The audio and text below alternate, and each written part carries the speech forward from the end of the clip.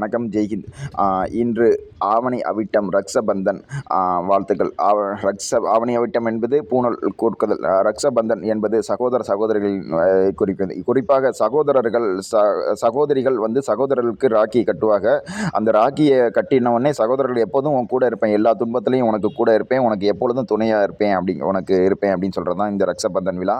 இந்த ரக்ஷபந்தன் பார்த்தீங்கன்னா மகாபாரதத்தில் பார்த்தீங்கன்னா சிசுபாலனை கிருஷ்ணர் வதம் செய்யல கிருஷ்ணரோட விரலில் காயம் ஏற்பட்டு ரத்தம் முடியும். அப்போ ஓடி வந்து திரௌபதி வந்து அந்த பட்டுச்சேலையை தன்னுடைய புது பட்டுச்சேலையை கிழிச்சு கட்டுவா என்னை அந்த மாதிரி ஒரு கட்டையில் உனக்கு அருள் கிடைக்கும், இதுக்கு பிரதிபலன் கிடைக்கும் திரௌபதின்னு சொல்லுவாள். அப்போ திரௌபதிக்கு ஒரு ஆபத்து காலம் வரையில் தனது சகோதரன் முறையில் அவர் போயிட்டு அவர் யாரும் உதவி செய்யலைங்கிறப்ப அவர் அவரோட மானத்தை காப்பாற்ற சேலையாக வந்தது. அதற்கு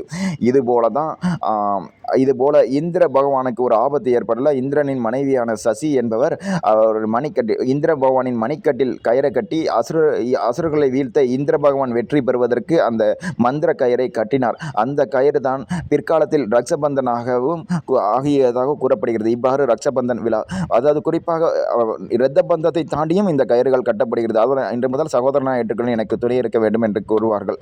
பெண்கள் குறிப்பாக யார் மணிக்கட்டில் கட்டுறார்களோ அது சகோதரர்களாக ஏற்றுக்கொள்ளலாம் என்ற மனதால் அடிப்படை. குறிப்பாக மனைவிகளும் தன் தூரத்தில் உள்ள கணவர்களுக்கு தனது அன்பை பரிமாறிக்கொள்ள இந்த கயிர்களை பரிசளிப்பார்கள். மனைவிகளும் காட்டுவார். அந்த அன்பிற்கு பாத்திரமாக இந்த ரக்ஷபந்தனும் தற்பொழுது விளங்குகிறது.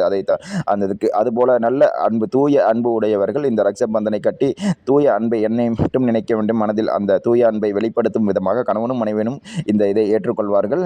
இது நல்ல ஒரு பந்தம், உறவினர்களும் தேச ஒற்றுமைக்கும் பிற மதத்தினர் இருந்தாலும் இந்த ரக்ஷபந்தனை கட்டி அவர் குறிப்பிடும்போது, நான் இன்று முதல் உனக்கு சகோதரனாக இருப்பேன், ஒரு தாயின் பிள்ளை போல உனக்கு பாதுகாப்பில் எப்பொழுதும் துணை இருப்பேன், இன்பத்திலும் துன்பத்திலும் என்றதை கூறி வலியுறுத்துவதே இந்த ரக்ஷபந்தன். அடுத்ததாக பௌர்ணமி. இன்று வரைக்குரிய பௌர்ணமி வந்து சுவர்ண பௌர்ணமின்னு சொல்லுவாங்க. இந்த சுவர்ண பௌர்ணமி என்ன சிறப்புனா, ஒவ்வொரு பௌர்ணமியும் வரும்பொழுது பார்த்தீங்கன்னா சூரியன், சந்திரன், பூமி இதெல்லாம் நேர்கோட்டில் இருக்கும். அப்போ சற்று சாய்வா 5 டிகிரி சாய்வா இருக்கும் பார்த்தீங்கன்னா. அப்போ சாய்வா இருக்கல முழு பௌர்ணமி தெரியும். ஆனால் இந்த பௌர்ணமி வந்து முழுவதும் தெரிவதால் அந்த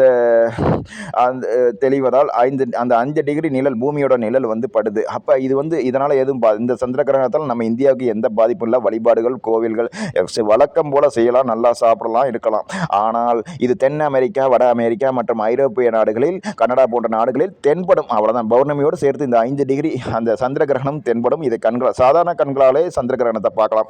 இந்த சந்திர கிரகணத்தின் சிறப்பு என்னன்னா, ஒவ்வொரு ராசிக்கும் ஒரு நல்ல பலன் கிடைக்க போகுது என்றால் இந்த சந்திர கிரகணம் அந்த ராசியினுடைய துன்பம் படும் ஒரு மனிதர்கள் ராசியில் படும் துன்பங்களை போக்கி மீண்டும் ஒளி பிறக்குவதற்காக இந்த சந்திர கிரகணம் இருள் வந்து மீண்டும் ஒளி பிறக்குவதற்காக அவர்களுடைய துன்பங்கள் அனைத்தும் நீங்குவதற்காக, குறிப்பாக ஒரு ராசி பண கஷ்டத்தால் படுகிறார் என்றால் அந்த சந்திர கிரகணம் இருள் வந்து அடைந்து மீண்டும் இறக்கல அந்த பணம் வருவதற்கு அந்த ஒளி கிடைக்கும், மீண்டும் அந்த சந்திர ஒளி கிடைக்கும். அதுக்காக தான் சந்திர கிரகணம் ஏற்படுது. அதாவது இருள் வாழ்க்கையில் ஏற்படுகிற துன்பம், துயரம், கஷ்டங்கள் இதில் போக்குவதற்கு, நமது மன கஷ்டம், உடல் கஷ்டம் அனைத்தையும் போக்குவதற்கே இந்த சந்திர கிரகணம் ஏற்படுது. சந்திரன் இருள் வந்தவுடன் அந்த இருளில் இருந்து மீண்டும் ஒளி பிறக்கும் அல்லவா, அதுபோல வாழ்க்கையில் புது ஒளி பிறக்க வேண்டும் என்பதுதான். குறிப்பாக இந்த சந்திர கிரகணம் வந்து இருளில் இருந்து ஒளி பிறப்பதற்காக போலவே இந்த அதாவது என்ன சொல்றது, இந்த பௌர்ணமி அன்னைக்கு இந்த சந்திர கிரகணம் வருது. அதனால இந்த கிரகணம் நேரம் வந்து பார்த்தீங்கன்னா காலையில 6:45, சரியாக 6:43. அதுபோக உச்சம் வந்து பார்த்தீங்கன்னா 9:45. 9:45க்கு உச்சம், 9:55க்குலாம் உச்சமாக இருக்குது. அதுபோக 12:45, 1 மணிக்கெலாம் முடிஞ்சிருது. இந்த நேரத்தில் நீங்கள் ஒரு குளிச்சு விட்டு நல்ல ஒரு நீராடி வீட்டை கழுவுதல், பூஜைகள், புரைகள் மற்றும் மந்திரம் ஜெபித்தா, ஒரு முறை நீங்கள் மந்திரம் ஜெபித்தாலே போதும். ஓம் முருகான் ஜெபிச்சா போதும், ஓம் நாராயணான் ஜெபிச்சா, ஓம் நம சிவாய சொன்னால் போதும். இந்த மந்திரம் 100 மடங்கு சொன்னதுக்கு பலன் கொடுக்கும். சாதாரண பூஜையை விட இன்று பூஜை செய்தால் 100 மடங்கு பூஜை செய்த பலன் கிடைக்கும். அதனால் இதை பயன்படுத்திக்கணும். குறிப்பாக பௌர்ணமி, இந்த சந்திர கிரகணம் இருளும் கிடைக்கிறது. மிகவும் அபூர்வ சந்திர கிரகணம். இதை நீங்கள் கண்டிப்பாக பயன்படுத்திக்கணும். எத்தனை பேர் பார்க்குறீங்களோ அவங்கள கண்டிப்பாக பயன்படுத்திக்கிறீங்க. பார்க்குறது மட்டும் இல்லை, கேட்குறது மட்டும் இல்லை, இதை பயன்படுத்திக்கிறீங்க.